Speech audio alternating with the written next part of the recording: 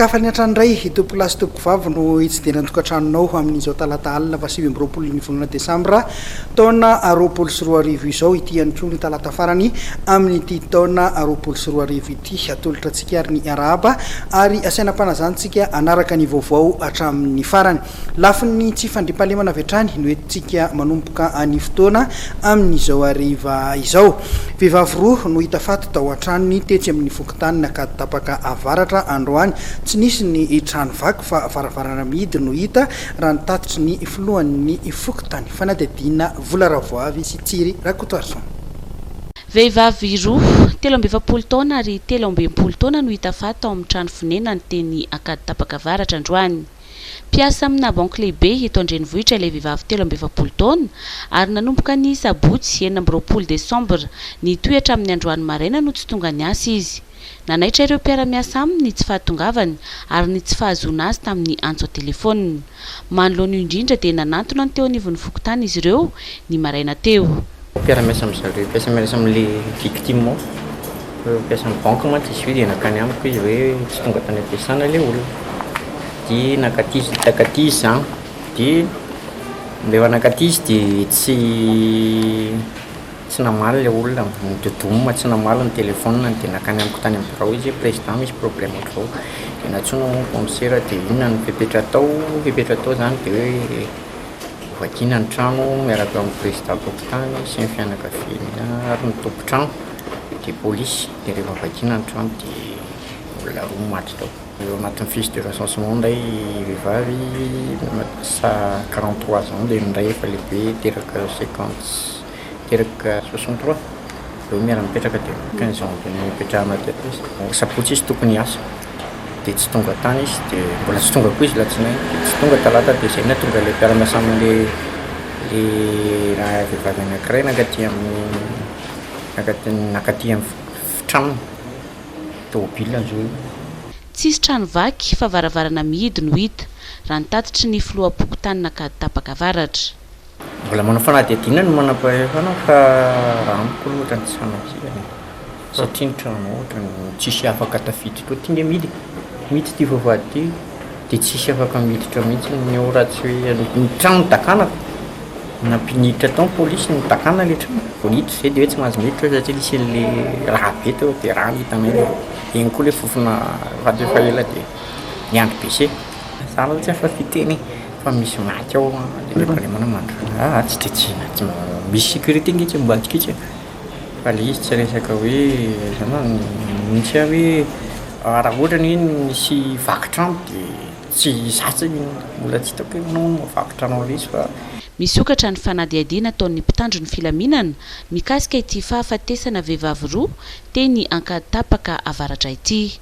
Ny brigady misahana ny eloka behivavy eo anivon'ny polisy pirenena no mandray an-tanana ny fanadihadiana. Mbola izay lafin'ny tsy fandriampahalemana izay ihany fa ho any aparafara vola isika miamahazo vahana indray ny tsy fandriampahalemana any antoerana olona iray no maty voatifitra tao amin'ny kariera fitrandrahana Vatsoa. Mbola vola ravoavy tsiry rakotoarson hatrany. Olona iray no namony ainy ary voatifitra noho ny fifandonana tamin'ny miaramila tao amin'ny karieran'ny fitrandrahana Vatsoa tao aparafara vola ny alatsinainy 20 Desambra lasa teo. Mikasika ny rarahan'ny mpitrandraka Vatsoa tao aparapara vola dia mandeha ny fanadihadiana ataon'ny OMC ankehitriny raha nitatitry ny eo anivon'ny ministera ny fiarovam-pirenena. Eo ampiandrasana ny valiny izany nefa dia nandray fepetra ny tompona andraikitry ny tafika ary efa nandraisana fepetra ihany koa ireo izay tafiditra amin'ny savorivory ny alatsinainy fa 20 Desambra lasa teo. Nambarany teo anivon'ny ministera ny fiarovam-pirenena ihany fa raha misy ny fioara-pefy na ny tsy fanajana ny fisipika amin'ny feny folo alin-da eo am-panatanterahana ny iraka ka voapirofy izany dia tsy maintsy hiafara amin'ny fanasaziana ireo izay nandika lalàna maneho ny fiaraha-miory amin'ny fianakavian'ny manamanjo ny mpitandro ny filaminana mirary fiononana sy firaisankiny hatrany eo anivon'ny fitandrona ny fandriampahalemana. Vaovao mifandraiky amin'izay resaka fandriampahalemana izay hatrany dia nidina tany betroka ny ministry ny fiarovam-pirenena namaly ny antson'ny solombavambahoaka Nicolas Randrianasolo ny tsy fampin-tsakafo sy ny tsy fandriampahalemana ary ny olana mikasika ny fifindramonina teraky ny kere no tena isan'ny noresahana betsaka sy nojeren'ny ministry ny fiarovam-pirenena tany betroka. Vola ravoavy sy tsiry rakotoarson. namaly ny antson'ny solom-bavambahoaka Randrena Solo Nicolas ny ministry ny fiarovam-pirenena ary tonga nidiny fotony eto Betroka ary niaona tamin'ireo tompon'andraiki mpanjakana ny toerana ny farany herinandro lasa teo. Voaresaka nandritra ny fiaonana notarian'ny ministry ny fiarovam-pirenena ny tsy fampitsakafo, ny tsy fandriam-pahalemana ary ny olana mikasika ny fifindram-monina teraky ny kere. Nojerena manokana tamin'izany ny fanamafisana ny fandriam-pahalemana ary ny fandraisana andraikitra amin'ny mosary. Ny ministry ny fiarovam-pirenena izay miantso firaisan-kina dian'izao fiatomboan'ny kere izao mba ahafahana mametraka laminaingana dia aingana any Betroka.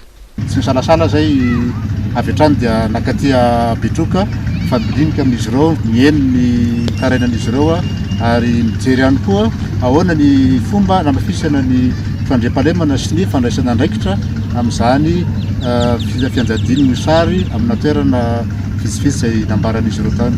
Eto moa dia mankasitraka an'izy ireo satria misy tokoa zany fahaizana miara-miasa ary firaisan-kina amin'ireo tompon'andraikitra samihafa manomboka amin'andreo matoa solom-bavambahoaka zany ireo tompon'andraikitra eo amin'ny lafitany, ireo tompon'andraikitra amin'ny mpitandro ny filaminana dia zany no toisana satria zany fandraisana andraikitra zany no ahafahantsika miatrika ny olana rehetra mety mifaningotra amin'ny resaka sy fandriam-pahalemana sy ihany koa mety mifaningotra amina fiatomboana kere amin'ny toerana vitsivitsy, fiatomboana hoe mosary amin'ny toerana vitsivitsy manodidina ny Betroka. Nisaotra ny famalina ny antso ny solom-bavambahoaka ny Betroka Randrena Solo Jean Nicolas ary nanamafy ny fisaorana ny ministry ny fiarovam-pirenena satria amin'ny matompona andraikitra amin'ny ady amin'ny kere aty amin'ny faritra atsimo izao dia tsy nanadino azy ireo ary namaly ny antso ka tonga taty an-toerana na dia andro fety azy. Tena miheno tokoa ny fanjakana amin'izao fotoana izao. Zay zany dia milaza fa tena miheno ny vahoaka misy satria ny vahoaka zany feon'Andriamanitra. Dia miheno izy kanao tonga aty sarotry iny zany hoe andehanana aty zany hoe zavatra tsy dikany izy.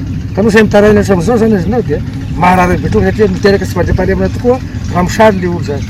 Ka zay zany izy farokety izy voalohany sorako amin'ny ministre de défense ny afoy tena fa ny ministre de défense zany aviderana tanteraka izy hoe raha vinaasa azy fakomaly ny araky ny volo zay fakomaly androany maly dia izy zao tonga aty zao zany.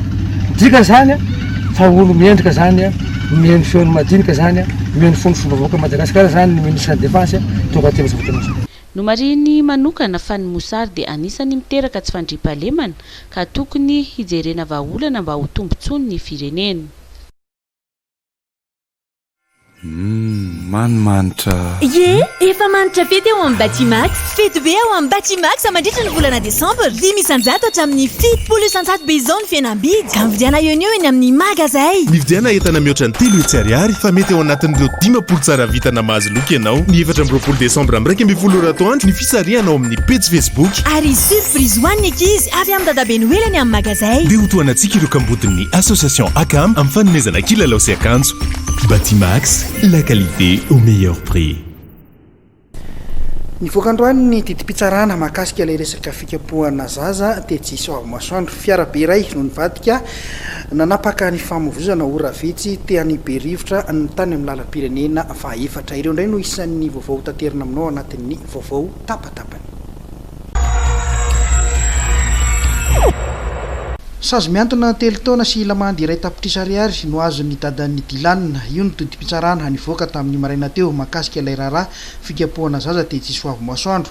Raha tsy ivona fony tantara dia tsy natsindry fony dadan'ny Dilanina no niditra ny zanany ka nikapoka sy nanasazy azy mahery vaika izay niparitaka tamin'ny tambajotra serasera. Tafakatra tena treny amin'ny manam-pahefana isan'ambaratongony ny raharaha ka izao nivoaka izao ny didy. Misesisesy ny lozam-piarakodia amin'ireo lalam-pirenena omaly maraina dia fiarabe mpitatiretana no nivadika ka nibahana ny arabe tany Berivotra. Lalam-pirenena fahaefatra mihazo amin'ny Mahajanga. Tapaka tanteraka ny lalana ho an'ny fiaravaventy nandritra ny ora maromaro. Ireo fiara kely sisa afaka nandeha tamin'ny sisiny.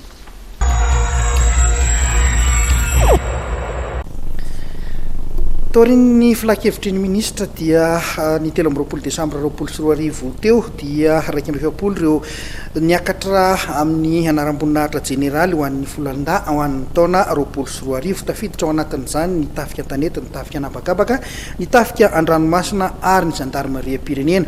Omaly no niraisin'ny ministry ny fiarovam-pirenena sy ny sekretera-panjakana metity ny zandarmaria-pirenena izy ireo. Vola Ravoavy sy Tsirako Toasoa no mitatitra antsika ny vaovao. toy ny tamin'ny taondasa dia no amafisina ny masotsivana anaraka ny fenitra izay takiny ny fitondram-panjakana. Ireo izay tena mendrika no nampiakarina amin'izany laharam-boninahitra jeneraly izany. Tsy ny fitondrantena irery ihany no nisafidianana azy 270 ireo, hoy Andriamatoa Minisitra, fa ao ny mahatompo nandraikitra sy ny fijoroana ho tena mpitaritafika marina. Isan'ireo fenitra notakiana ny fananana andraikitra mazava tsara eo anivon'ny fitondram-panjakana, fa indrindra ny fahaiza-manao. Hia mafetrana izany masotsivana izany ho an'ny taona manaraka, hoy izy. Mila manam-boninahitra fitaratra ny vahoaka malagasy sady mijery ny tombontsoan'ny firenena hiadina amin'ny tsy fandriam-pahalemana sy ny ady amikere, hanomezana aim-baovao amin'ny fanitsiana sy ny fanavaozana ny tafika. Mia vitsy tsy ohatrany tamin'ny taona maromaro lasa ny fampiakarana laharam-boninahitra fa tena manaraka fenitra izay mazava tsara mba hananatsika tompona andraikitra ambony eto amin'ny folo alin-da, tompona andraikitra ambony tia tanindrazana, tompona andraikitra ambony manana fomba fiasa lamina, tompona andraikitra ambony manaraka ny fitsipika, ary tompona andraikitra ambony mijery indrindrandrindra ny tombontsoa ambony ny firenena na amin'ny fiandranam-pirenena zany na fiarovana ny tontolontsika zany mba tsy ho lasan'olona ny fananatsika ny an-dranomasina sy ny sisa, ary indrindra koa fanakakezana ny vahoaka malagasy izay matimatesana amin'ny asa tao andavanandro. Izany no nandraisana izy ireo mba fampijerena hanomezana andreo toromarika samihafa, ary izany indrindra koa dia hanomezam-boninahitra an'izy ireo satria ato amin'ny folo alin-da dia zany olona mena ny mari-boninahitra jeneraly zany dia olona efa navita betsaka teo amin'ny firenena satria mampolo taona maro izy ireo no nanompo ny firenena malagasy, nanompo ny vahoaka malagasy, ka dia rary ny sisiny izy ireo raha mena ihany koa fakasitrahana avy ety amin'ny ministera rotota. Ny arahaba ireo nisotro-boninahitra jeneraly misy 270 tafita tamin'ny masotsivana Andriamatoa Minisitra sady ny rary soa azy ireo amin'ny fanompona ny tanindrazana. Lafi ny politika nitsidika ara-pomba fifanajana ny filohan'ny antenimieran-dolona rivo rakoto vao omaly 20 Desambra teto amin'ny lapa-maitsona Nosikely. Andriamatoa Issa Sanogo mpandrindra maharitry ny firenena mikambana eto Madagasikara niopana tamin'ny fanoizana ny fanamafisana ny fiara-miasa ny diniky ny rotota nandritra ny fionana vola ravoavy sy tsiry rakotorso. Ny firenena mikambana dia teo akaiky ny mpitondra sy ny vahoaka malagasy hatrany nanampy azy ireo akaiky mba hisiany fitoniana. Tsy misy izany fitoniana izany hoy izy raha tsy misy ny fiaraha-misalahany tsiraray, ary io ny fototra lehibe ahafahana manatratra ny tanjany fampandrosoana eto Madagasikara, hoy Andriamatoa Issa Sanogo mpandrindra maharitry ny ratsamangaika ny firenena mikambana vaovao eto Madagasikara taorian'ny fionana tamin'ny filohan'ny antenimieran-dolona rivo rakoto vao omaly tetsy amin'ny lapana Nosikely.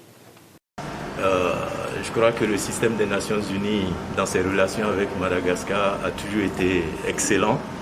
Nous avons su rester aux côtés de l'État, aux côtés de la population, pour accompagner sur les chantiers qui nous permettent de rester dans la droite ligne de la stabilité et du développement.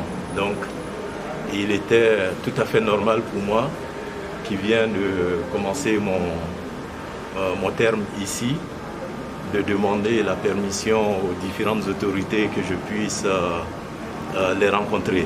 Donc, dans cette droite ligne, j'ai déjà rencontré les autorités exécutives et donc il était tout à fait normal que je commence également à rencontrer les autorités parlementaires et dans les jours prochains, dans cette droite ligne, je vais continuer à rencontrer les autres institutions.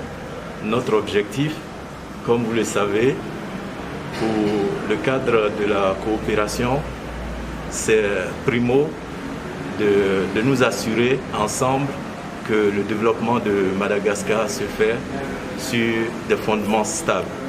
Et cette stabilité nécessite l'implication de tous. Et je crois que les autorités que j'ai pu rencontrer jusque-là sont de façon unanime, convergent sur le fait que la stabilité de Madagascar importe si nous voulons atteindre le développement par rapport aux priorités que le pays se fixe. Ny filohan'ny anteny Mirandolona dia nilaza fa ilaina trano ny fanamafisana ny fifandraisana amin'ny firenena mikambana amin'ny maha-mpikambana ny Madagasikara amin'izany vondrona izany.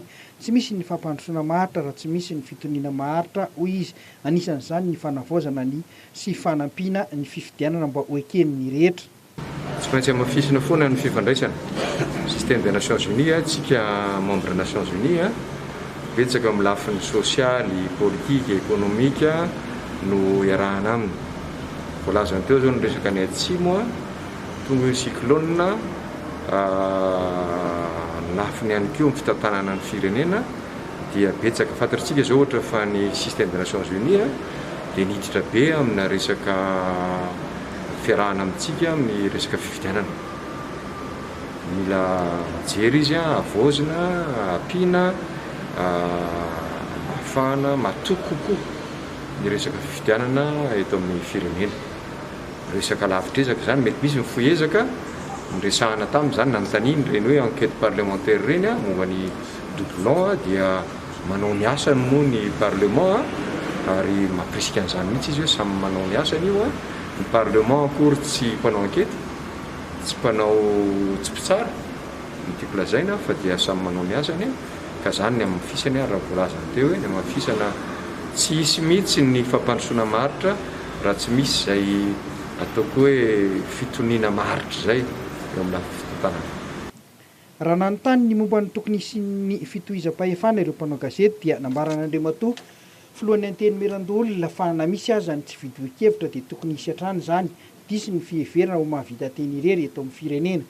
Raha miteny an'izao zao androany tsy hiteny hoe hiteny indray ny namako sasany rariva hoe nareo mangina fa nareo fa resy nareo fa andeha eo mantsy ilay manahirana eo fa zay andraikitra no miteny mampapresidansy anahy mampaolo-pirenena dia miteny ihany aloha fa zany tsy milaza akory hoe mahay noho ny hafa ka hoe manao moral antsy any mihitsy akory fa zay fampianony zay ny afahantsika miditra anatin'izay fifandimbrasam-pahefana ndray zay amin'ny ara-dalàna dia manohy an'izay asa mety horavana ary ve le arabe ngezabe vita ao Atsinana Antananarivo fa natoboka tamin'ny nambaran'ny Rivo Rakoto vao ihany koa fa betsaka ny asa vita teto amin'ny anteny Mirandolona ary nisy ihany koa ireo zay mbola tsy vita zay napetraka amin'ny izay soliterana azy ireo.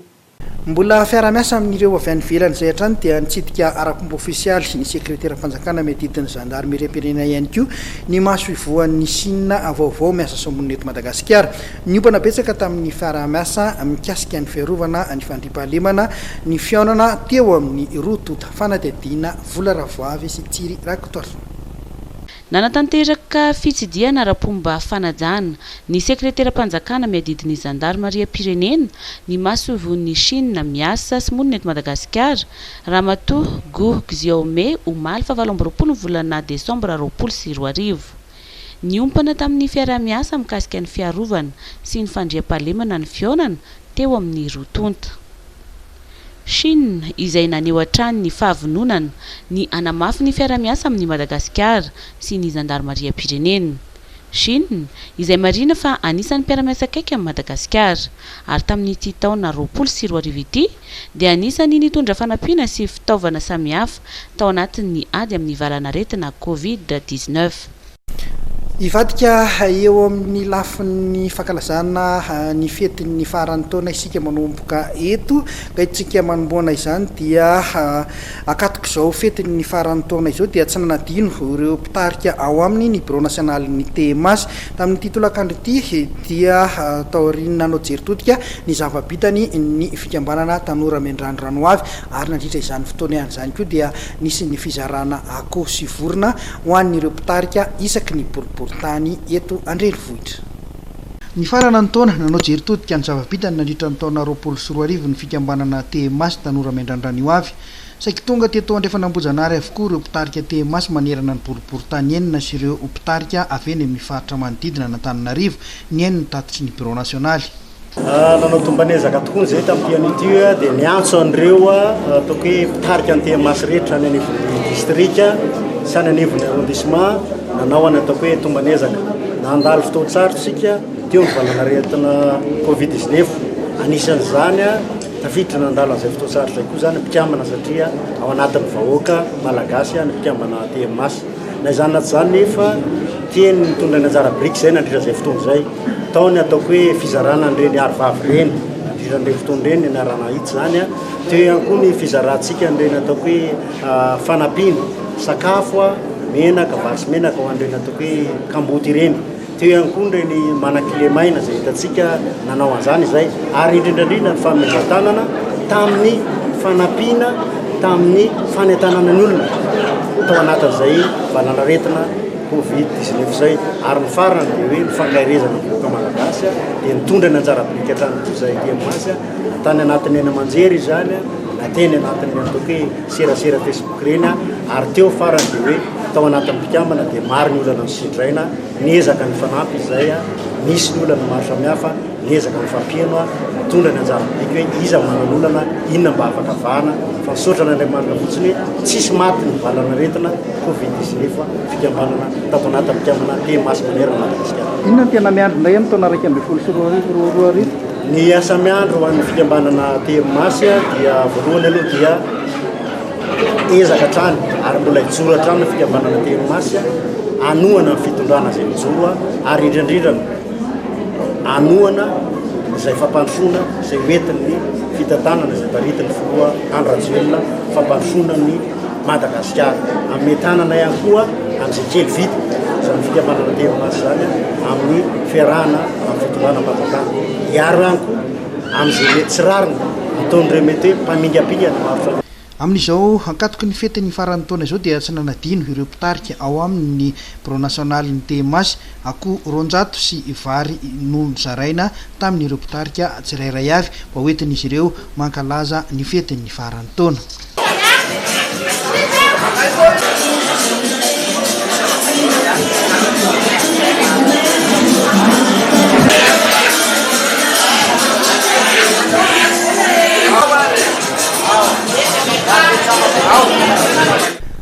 Ny alakamisy 13 Desambra izao no azo ivarotana farany etsy amin'ny zaridaina Nanosy araka ny nambarany lehibe ny tsena eo anivon'ny commune Antananarivo renivohitra fanadadiana avy hatrany. Ny rindra sy ny lamina ny tsena ary ny famovozana teto an-drenivohitra nandritra zao akatoky ny fetiny faran'ny taona izao fa tsy toy ny fahita isan-taona hoy Andriamatoa Rijarandrenarso lehibe ny tsena eto Antananarivo no esorina avokoa ireo mpivarotra ateny anaty arabe amin'izao fotoana izao dia ao anatin'ny fifidianana delegen'ny mpivarotra ny eto amin'ny tsenana Antananarivo. Ao anatin'ny fifidianana delege tokoa ny commune urbaine Antananarivo amin'izao amin'ny teny izao efa nisy ny nahavita ny azy nisy ihany koa tsena mbola tsy nahavita izay fifidianana delege izay ary marihana manokana fa dia ireo mpivarotra rehetra afaka milatsaka ao amin'izay delege so tena mpivarotra izay raha toka mafia ny fepetra ary izy io moa zany dia natokana ho an'ny mpivarotra io fifidianana delege io solo tena n'ireo mpivarotra rehefa misy mila commune azy zany karazana antenne commune sy mpivarotra miantotsiny ireo delege ireo ka dia ao anatin'izany fifidianana zany mihitsy ny commune amin'izao tsika miteny zao ary izany mba tratra amin'ity taotia izay fifidianana zany. Ny fanatsarana ny tanàna dia tsy azo ivarotana intsony ny zaridaina etsy Anosy hoy ny lehibe ny tsena manomboka amin'ny taona vaovao. Fatarina ho antsika rehetra mivarotra ao anatin'ny tsenan'ny zaridaina Mahamasina fa dia manomboka amin'ny taona ho avy dia tsy hisy intsony ny fivarotana ao anatin'io zaridaina io fa dia amboarina ny fotodrafitrasa ny zaridaina zany no tiako hotenenina eto ka dia tsy maintsy hijerena ny toerana manokana ireo mpivarotra zany hoe tafiditra ao anatin'ny velorano be ny tanàna Antananarivo renivohitra ny fanatsarana sy ny fanamboarana ireny totsika hoe zaridaina ireny ka dia amboarina arak'izay zany io zaridaina io ny mpivarotra ihany koa nefa etsy an-daniny tsy maintsy mivarotra zany hoe hojerena vahaolana zany ireo mpivarotra ireo. Arak'izany dia ny alakamisy 13 Desambra zao sisa no azo ivarotana farany etsy amin'ny zaridaina Nanosy. ho an'ny Tomasina kosa indray tsika amin'ity vaovao manaraka ity mahakasika ny tanora no tanterahana androany tao Tomasina ny famoahana ny andiany voalohany amin'ireo tanora vita fiofanana izay no volavolain'ny ivoteram-panofanana Fleur Éveillé. Ireo no tanora ireo dia isan'ny sehatra avy hatrany eo amin'ny sehatry ny asa ary ny tanjona dia ny alasa azy ireo ho lasa mpandraharaha. Fanadidina tanora misa 570 Tomasina izay nifanana tao amin'ny ivoteram-panofanana Fleur Éveillé no nahavita fiofanana izay navoaka tany fomba ofisialy androany. Sehatra maro no nanifanana ireto tanora ireto ka isan'izany ny tao-trano sy ny asa vaventy, ny zaitra, ny asa tanana, ny fikarakarana sakafo. 5 volana no faharetan'ny fiofanana ho an'ireo tanora ireto. Ny tanjona dia ny amahana ny olona ny tanora amin'ny sehatry ny asa ary ny ahatonga azy ireo ho lasa mpandraharaha. Hoy Ramatoa Raharnirina Viviane, mpanorona ny Fleur Éveillé. Santatra ambavarano izy io satria ny tanjona tsy mba hoe irona dia irona amin'ny hoe tsy mahita asa dia irona amin'izay ny tanorantsika na nahavita na tsy nahavita fianarana fa tokony afaka mamorona asa avy hatrany. Izay zany na tokony hoe atsangana Fleur Éveillé ity izy io fitaovana ahafahan'ny tanora mandray izay traikefa ahafahany ataoko hoe repère ho an'ny tanora zany ny Fleur Éveillé amin'izay sehatra ny fandraharahana. Ny ministeran'ny tanora sy ny fanatanjahantena sy ny UNFPA dia nitondra tohana hatrany io fampivelarana ny tanora. Tonga tany an-toerana Ramatoa Juliana Ratovison nanome voninahitra ny famoahana ity andiany voalohany ity. Hitantsika fa ny fikambanana Fleur Éveillé dia sady mampifa sy manabe tanora eo ihany koa misehatra amin'izay lafin'ny fandraharana ho an'ny tanora izay dia tafiditra indrindra ao anatin'ny programan'asan'ny ministeran'ny tanora sy fanatanjahantena amin'ny fampiroboroboana ny ivotoeran'ny tanora sy ihany koa ilay programan'asa Pôle emploi jeune izay manandratra andreo taniketsan'ny tanora mpandraharaha. Izany hoe ilay fikambanana Fleur Éveillé dia qualifié na atsotsika hoe ivotoerana ho an'ny tanora izay manofana ny tanora izay ihany koa mampiatra n'ilay velorann'ny tanora miisa 5 izay programan'asan'ny ministeran'ny tanora sy fanatanjahantena ary indrindra amin'ilay famolavolana andreo taniketsan'ny tanora mpandraharaha ao anatin'izay Pôle emploi jeune izay. Ho famanafisana ny fiarah-miasa eo amin'ny rotota dia nisy ny fanaova-tsony teo amin'ny MJS sy ny UNFPA. Ny tanjon'ny rotota dia ny ampivoatra ny fiainan'ny tanora manerana ny Madagasikara. Ohatsy amin'ny boriboritany fahatelo kosa indray sika toy ny rehetra dia tahaka an'ireo boriboritany dia niatrika ady ny valinaretana coronavirus ny boriboritany fahatelo sainga tsy natao sakana amin'ny fanatanterahana ireo asa hafa izany indrindra ny fiatrehana ny fitaovam-bavaratra mitatitra ny vaovao Jemimara Daniel sy Mamy Rasonaivo. Toerana ahitana faritra iva maro izay matetika lasibatry ny tondra-drano isan-taona ny boriboritany fahatelo. Manoloana izany, efa nisy ny fepetra noraisin'ny tompon'andraikitra niaraka tamin'ny komina Antananarivo renivohitra mikasika izay mba hialana amin'izay olan'ny fiakaran-drano izay sy ampihenana izany amin'ny alalan'ny fanadiovana ny lakan-drano. Ao anatin'ny fiasanay zany aty anivon'ny boriboritany dia manaraka an'ireo toromarika ny fitondram-panjakana foibe ary indrindra ilay atao hoe velorano ny arivo zany. Tao anatin'izay ao anatin'ny orana teo zao tsapatsika fa nisy ny orana rano be teo fa ny zavatra azo ambara dia tsy naharitrela ny fiakaran'ny rano teo ty amin'ny boriboritany fahatelo amin'iny faritra iva lalovany lakan'ny rano iny araka ny nambarako teo fa vetivety ihany dia nidina ny rano na dia niakatra aza ny rana lala ny eran'ny faritany Antananarivo Ray Manontolo. Misy ihany koa ireo asa atao mialohan'ny faran'ity taona 2024 ity. Ao anatin'izao famaraparana ny taona izao zany dia misy ireo asa ponctuel isan'andro ataonay eto anivon'ny boriboritany fahatelo service technique ny service tutelle izay miara-miasa amin'ny vatana mifokotany amin'ireo fanalana ny fasika sy ny kanal latsetsina. Misy koa ireo asa iarahana mivantana famatsiana ara-pitaovana mivantana avy amin'ny komina Antananarivo renivohitra eo amin'ny karazana fametrahana sarina dalina sy ireo asa madinidinika zany zay eo am-pikarakarana azy mihitsy zany zahay amin'izao faran'ny taona izao. Fa ao anatin'ny fanatsarana ny tanàna sy hoady amin'ny tsy fandrem-pahalemana any amin'ireo fokontany misa 4 mandrafitra ny boriboritany fahatelo dia nisy ihany koa ny fiara-miasa niaraka tamin'ny fokontany sy ny solombavam-bahoaka voafidy tao anatin'ny distrika Antananarivo fahatelo nentina nametrahana ireo jiro mandeha amin'ny herin'ny masoandro eny amin'ireo fokontany tena mila izany. Mbola isy ihany koa ny fametrahana toeram-pidiovana sy fivoahana eny anivon'ny fokontany ho fanatsarana ny tanàna sy ho fitandrona ny fahadiovana.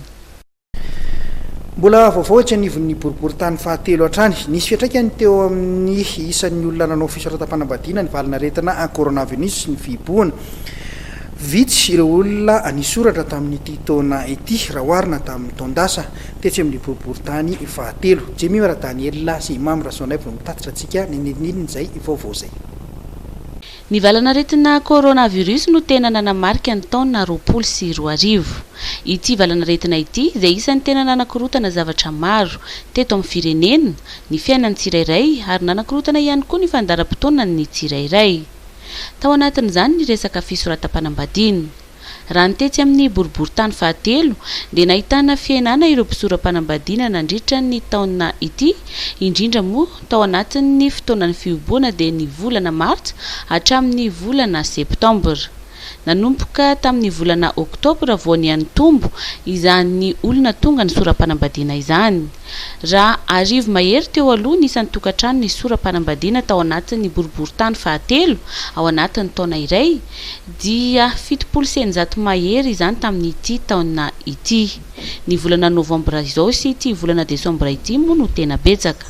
Nenay zany dia aparitaka amin'ny herinandro ilay fisoratam-panambadiana ohatra hoe tamin'ny herinandro tamin'ny sabotsy teo zao nisy tany amin'ny 7 latsinainy 3 ny amin'ity herinandro ity mbola toy izany koa misy hatramin'ny 20 mahery eo zany ny fanoratam-panambadiana. Io moa zany dia ny fepetra ara-pahasalamana hitaizanan'ny olona dia tsy maintsy mandeha ny arovava sy ny fandiovana ny tanana zany na fanasana tanana na ny fampiasana an'ireo fitaovana rano panafody fanasana tanana na redgel ireny.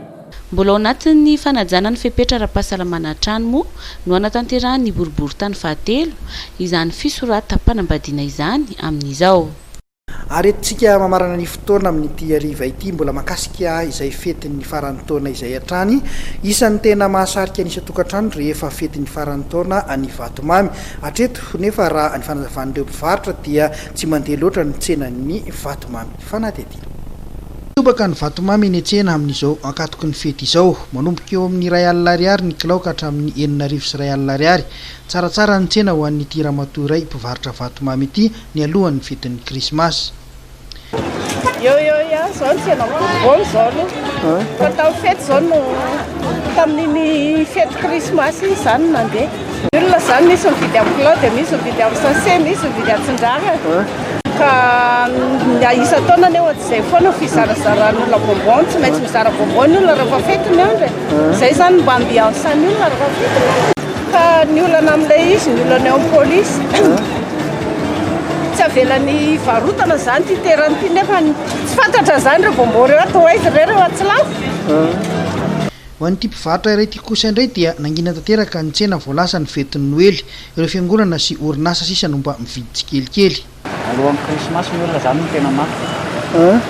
Herinandro ny loatra tongava amin'ny krismasy izy zao dia maka. Amin'ilay zarany any am-piangonana. Izay ny anazy izay mantsy anaovan'ilay vonany any am-piangonana. Eo ihany zany ny herin'ny tsena eo alohan'ny krismasy io. Dia vatapitra ny krismasy dia somary mandindrina amin'izay izy. Ary olona tsotra indray misy mividy ihany izy ka. Fa izay izy zany arak'ilay niteneniko hoe arak'ilay manano amin'ilay olona satria tamin'ity zao ohatra ny efa nenena no mividy ohatra efa presque amin'ilay fiangonana daholo zao maka. Fa vidy zany mitsotra no amin'ilay hoe fiangonana, orinasa, ireo zao presque maka daholo amin'ilay fanomezana ny ampiasana ny fiangonana. Ny vatomamy izay zarain'ny isa-tokantrano amin'ireo olona mamangy azy ho an'ny taom-baovao. Sahirana nefa ny olona hoy ireo mpivarotra ka zara raha mividy bonbon fahefan'ny tokantrano iray. Mena sasany araka izany ny isan'ny vatomamy zaraina amin'ny ankizy raha efatra ny fanome teo aloha dia lasa roa sisa izany tamin'ity taona ity hoy ireo mpanjifa ny vatomamy. dia misaotranao hatrany tompolasy tompoko vavy nanaraka ny vaovao hatramin'ny farany saorana ihany koa namana rehetra teknisiana niarana tosany vaovao tamin'ity androany ity eto ny tenako dia mirary tombavao sambatra sahady ho an'ny isa tokatrano dia izay ary no masaka azona rojo dia manome fotoana indray ny tenako ho amin'ny manaraka velo matopo